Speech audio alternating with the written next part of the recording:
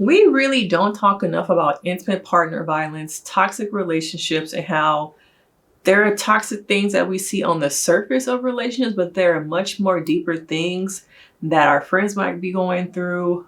We saw in our relationships as children, seeing our parents go through things. But let's get into it today, okay?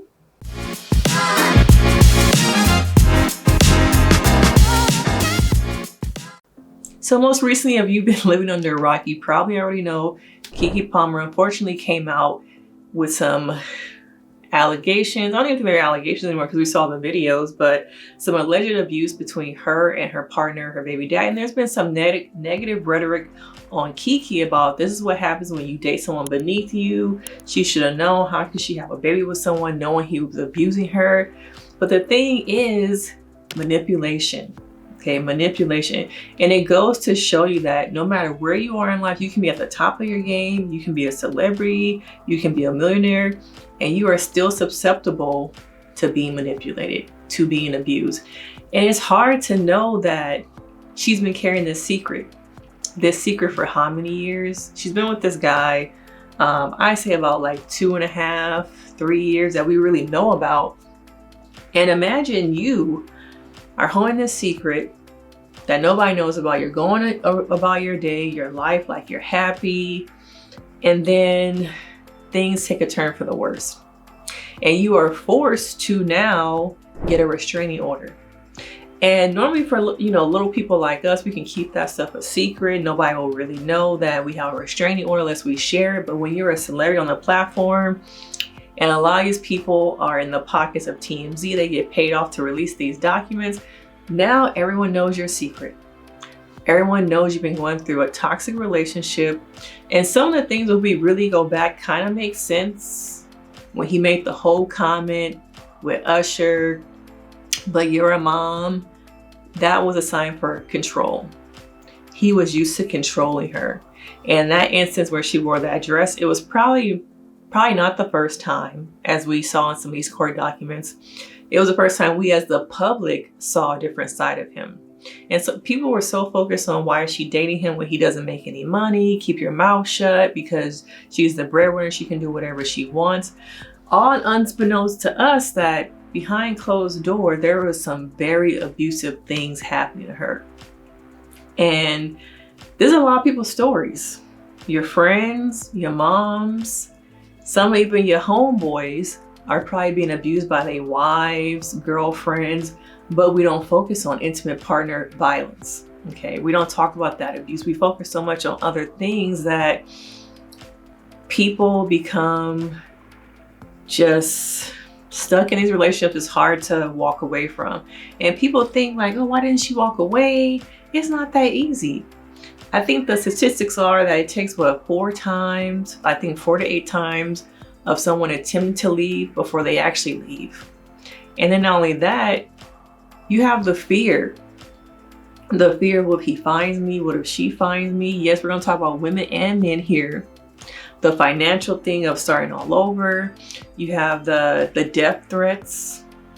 The safety not only of myself but my children. It's not that easy to walk away from these toxic, abusive relationships. And as soon as you try and walk away, they pull you right back in. They pull you with the, oh, I'm gonna do something to myself. I can't live without you. I'm gonna change. I'll go to therapy. And how long does that last? That cycle of the honeymoon period, things are okay, and then there's an incident or some kind of trigger, and then you go right back into that cycle. It's a cycle of domestic relationships, the domestic abuse. And sometimes it's not all about physical. Sometimes that abuse can be them talking down to you, them making you feel worthless. And imagine, on the outside, Keke is appearing to be the most confident, that she won't ever let a man do this to her.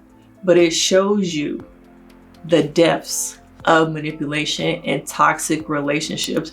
And the social media right now, to me, only perpetuates that it's okay to be in these toxic, abusive relationships. I've talked about the Krishan thing, the Blueface thing, how this is what it feels like the next generation is feeding into the e-canes, things like that. But we have to talk about how intimate partner violence is on the rise.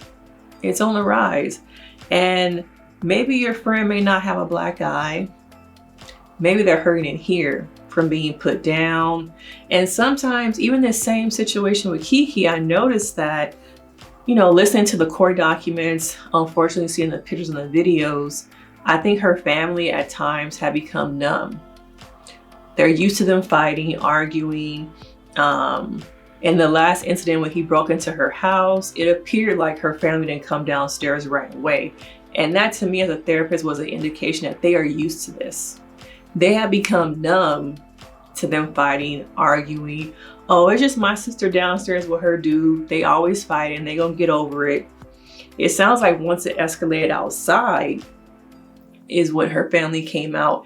And this is so, you know, very typical of a lot of abusive or toxic relationships and families where the family members are so used to you going back to them, back and forth. They're so used to the abuse that they become numb.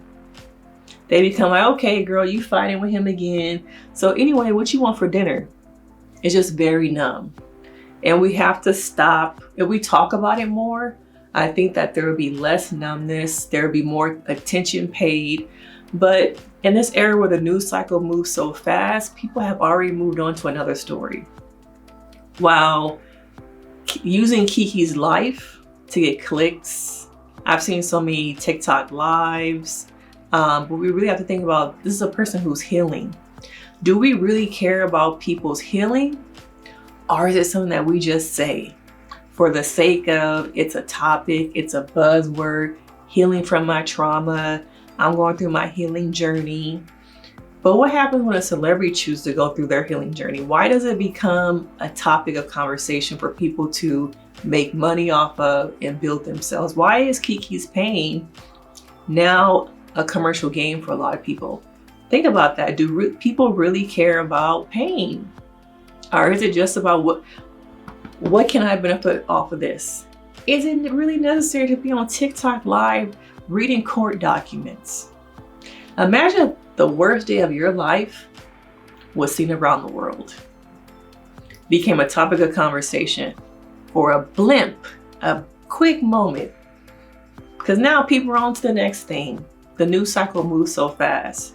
So I want people to realize that we need to talk more openly about toxic relationships that are more than just what we see on social media, the deeper things. We also need to talk more about how people are using people's pain to gain their own lives, to make money, to build a platform off of. Do we really care about people's mental health? Or do we just say that stuff to have someone click on our page, to have something to talk about?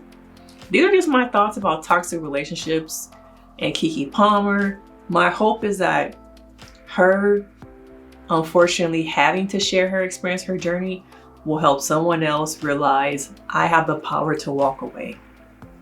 I have the power to rebuild. And this chapter of my life, this season, does not have to define me. I can overcome. I can walk away.